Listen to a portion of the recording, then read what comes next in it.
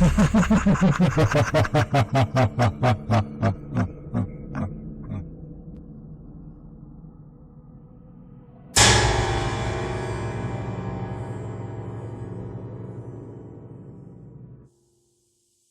was about 8.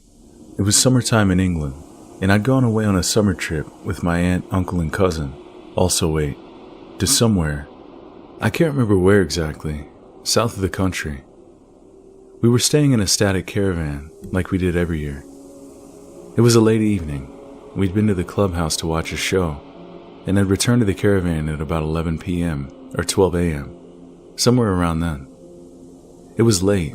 The site was quiet. Everyone had returned to their caravans after the show.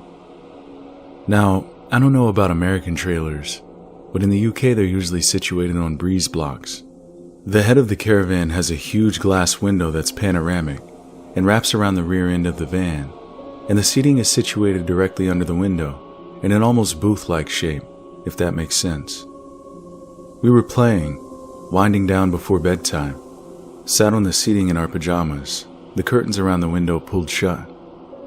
I don't know what made us do it, but my cousin said, let's put our heads behind the curtain and peek out. Probably, in hindsight, to try and scare ourselves, a silly dare, as 8-year-olds might do.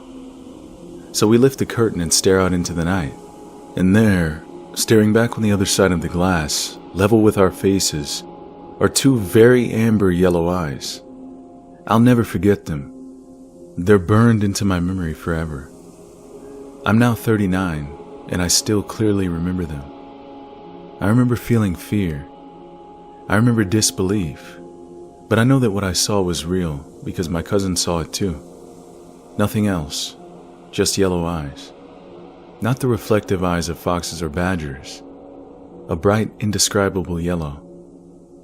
Needless to say, we shut the curtain quickly and just sort of looked at each other. My aunt and uncle sitting opposite us chattering, but we didn't say a word. We lifted the curtain again, and they were gone.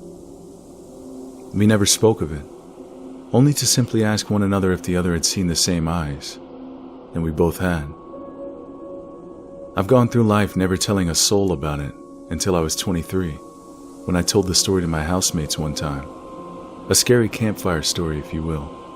Later, I told my partner, who's not religious and is a complete skeptic.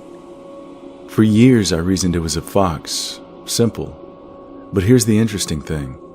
The head of the caravan where the window is sits about 6 or 7 feet off the ground.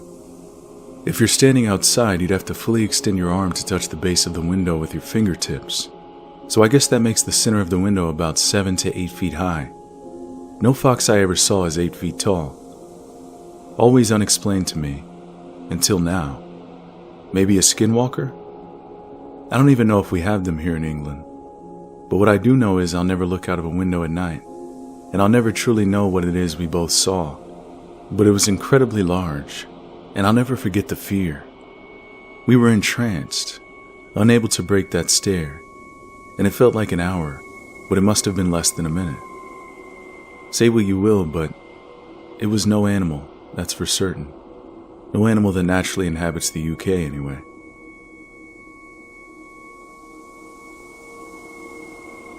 I learned a long time ago that skinwalkers aren't something to be messed with. Quite the opposite, in fact. They're terrifying and dangerous. My encounter happened in Oklahoma a few years back. I was working for this construction crew, and we'd been hired to do some work on this cabin some rich guy wanted renovating. It was simple enough work in that it was just some new inner walls, new insulation, a new roof, and some solar panels for off-grid power. Other than being in the middle of literal nowhere, it wasn't difficult work. It was 2 weeks' work and solid pay, so it wasn't much of an issue with us. When I got there on the 3rd day of work, one of the guys on the crew, Jamie, was already there. That was odd on its own since he was always late, but what made it even stranger was the way he was acting throughout the day. Then he just up and disappeared around lunchtime.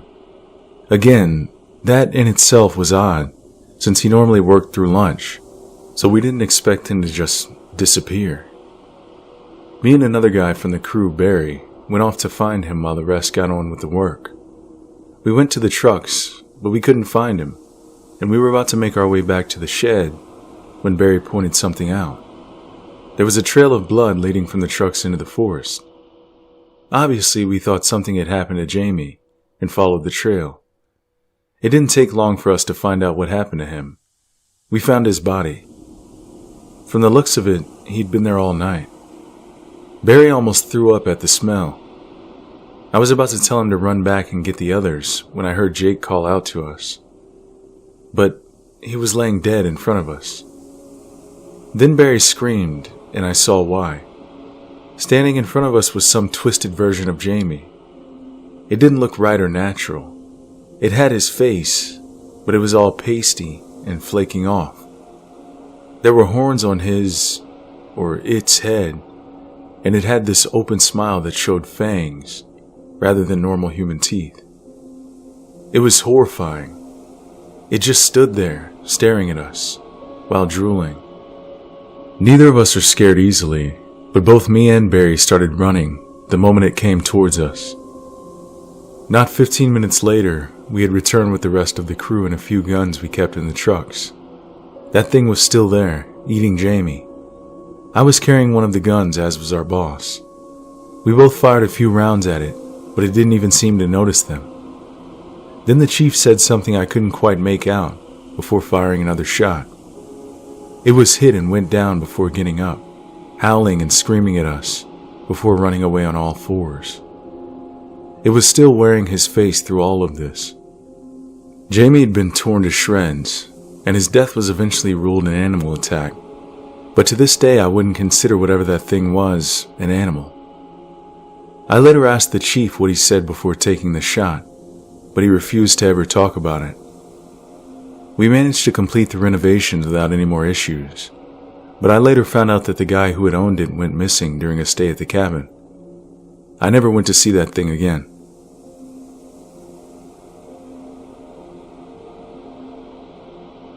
I was out camping with some friends when it all happened.